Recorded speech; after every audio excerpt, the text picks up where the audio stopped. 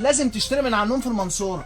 جايب لك يا باشا بقى، بص الجريل بقى يا يوسف اللي حكايته حكايه. الاصل اصل. بص يا باشا، هتشوي الكفته، هتشوي الفراخ بتاعتك، حاجه كده جمال الجمال. وكمان يا يوسف بقى بيعمل ايه بعد كل دوت؟ هتعمل سندوتشات كل يوم، هتعمل احلى شوي على الجريل. يعني التوستر ده مش توستر بس، يعني مش بيسخن سندوتشات بس، ده توستر وجريل. يعني ممكن تعمل عليه كفته، ممكن تعمل عليه الفراخ. بص بقى يا يوسف المفاجاه بقى، بيتباع على النت بكام؟